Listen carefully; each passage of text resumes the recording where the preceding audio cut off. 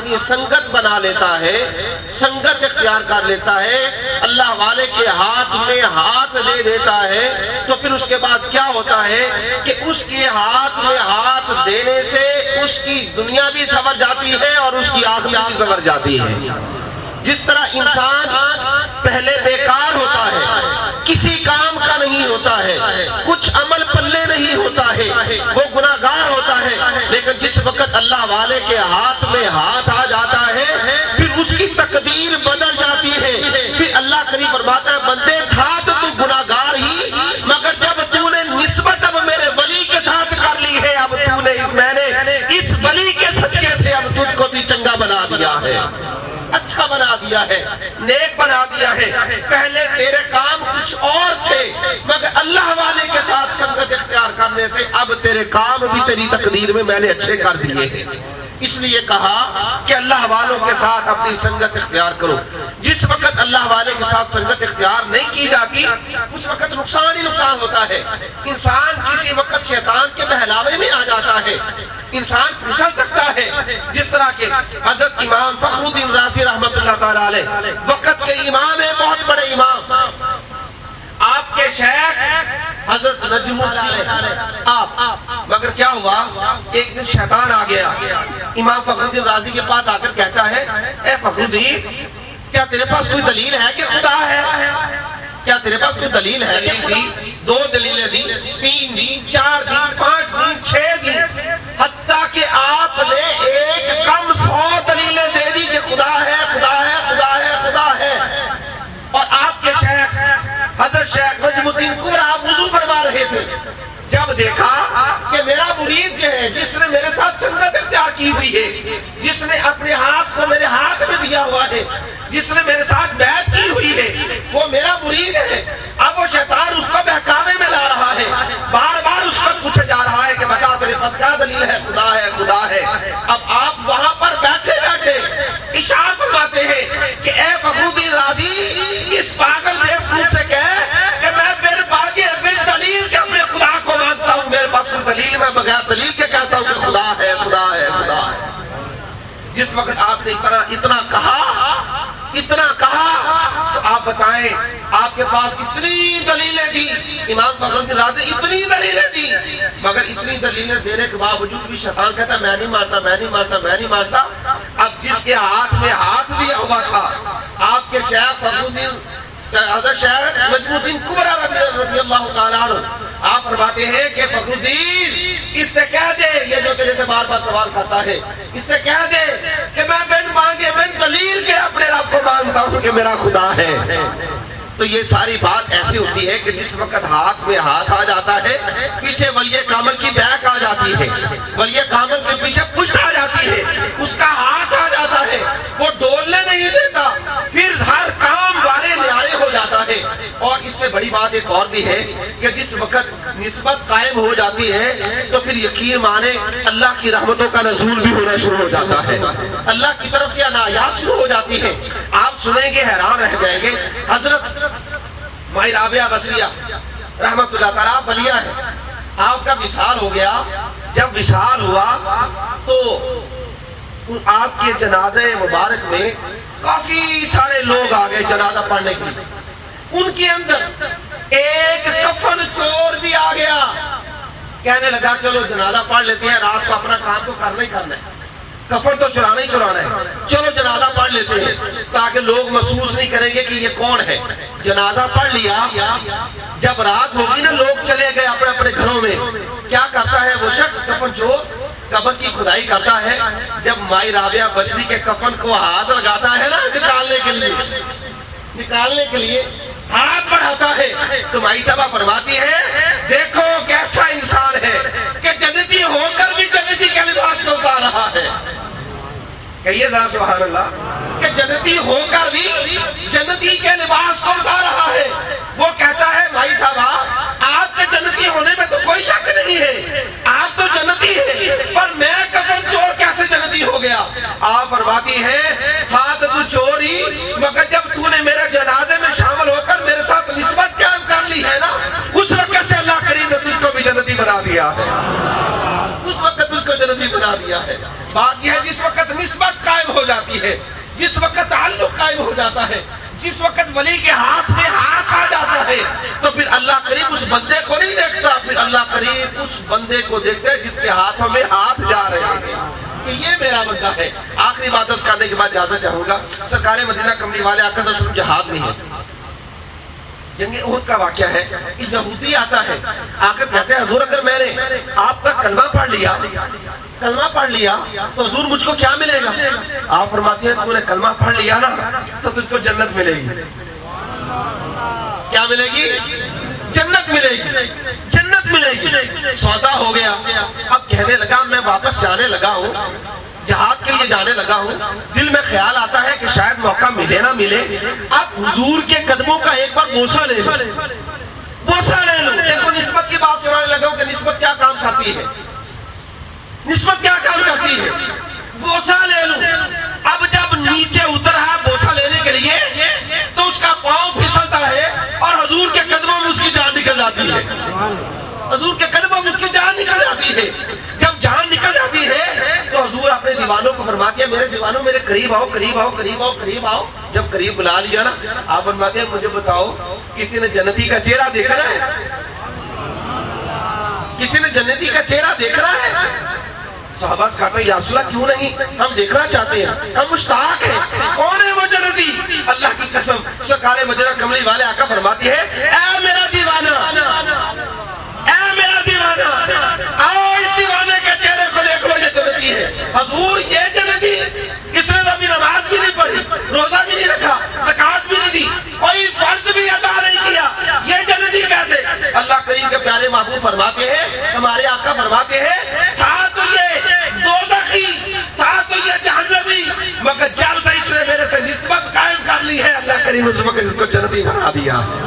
इसलिए दोस्तों जब अल्लाह वालों के साथ निस्बत कायम हो जाती है उस वक्त वारे न्यारे हो जाते हैं। अल्लाह करीम हुजूर का सदका हम सब की हाजिरी को कबूल और मंजूर फरमाए और अल्लाह वालों के साथ अल्लाह करीम हमारी संगत को बरकरार रखे।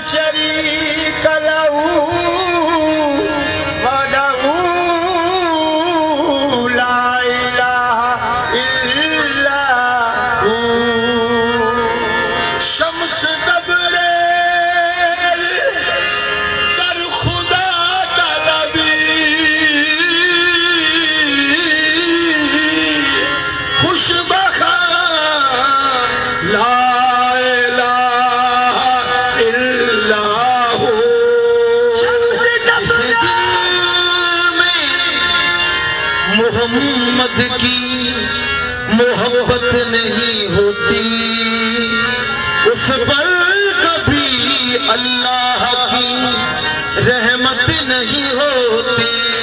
उस पर कभी अल्लाह की रहमत नहीं होती। मेरा ये अकीदा खुदा में ये नाम न शामिल हो तो इबादत नहीं होती। या रसूल अल्लाह या हबीब अल्लाह, हुजूर मेरी तो सारी बहार आपसे है। मैं बेकरार था, मेरा करार आपसे है। मैं बेकरार था, मेरा करार आपसे है। तुम्हें सादा चैन दे, तुम्हें सादा चैन दे करार सोनिया, तुम्हें साजा चैन दे यार सोनिया। तेरे नाल सादी बहार सोनिया।